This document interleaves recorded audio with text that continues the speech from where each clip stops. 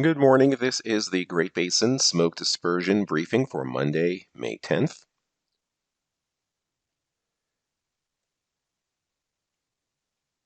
Precipitation past 7 days, looking at fairly light amounts here on the left-hand side. No precip in the white, just a few scatterings of a few hundredths of an inch in that light blue, and maybe a quarter to locally half-inch over western Wyoming.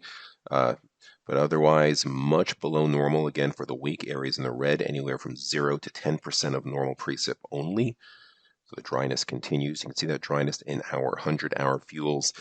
Below 5%, areas in the red, southern Nevada, Arizona Strip, far southwest Utah, and just about all the rest of Utah, Nevada, and even parts of the eastern Snake River Plain are in the single digits in the 100-hour fuels, and in the low to mid-teens across the higher terrain of Wyoming and Idaho. But things have dried out quite rapidly. Snowfall the past 72 hours, just some very light amounts across the Uintas, western Wyoming, and maybe some of the higher mountains of central Idaho, maybe an inch or two in most spots.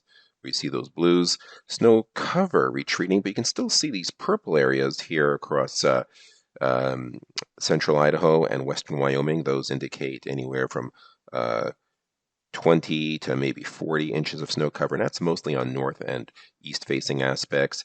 See maybe a foot or less across some of the Uintas and across the Sierra front also. But again, the snow cover is on the retreat. A lot of the south and west-facing aspects are starting to see bare ground above 7,000 feet even. Looking at the satellite imagery, upper level low pressure into Idaho and Wyoming. Some moisture rotating through, some brief showers over eastern Utah early today. That'll be moving out. Some drier winds coming on the back side of the low. And you can see that this afternoon. There's the moisture as the low opens up into parts of Idaho, western Wyoming. That's where any leftover moisture will be, but drier air punching into Nevada. And you can see excellent overall dispersion on the right-hand side. Wind flow coming out of the north and northwest. Areas in the white indicate excellent dispersion. A lot of that has to do with the stronger transport winds in the green to orange shades, anywhere from 12 to 22 miles per hour. Vertical mixing also excellent, several thousand feet above ground level. On Tuesday, still some residual moisture in the north, drier to the south, near or even slightly cooler than normal. And this time of year, again, excellent overall dispersion. Areas in the white. In the yellow, there'll be some not quite as good, but still decent mixing. As you get closer to that high pressure area, the ventilation goes down a little bit. Part of that is also the weaker winds here across Nevada. Stronger transport winds, still 10 to 20 across much of central and eastern Utah and parts of Idaho. Excellent vertical mixing. On Wednesday, still that residual moisture up north. High pressures trying to build in across southern areas. Excellent overall dispersion.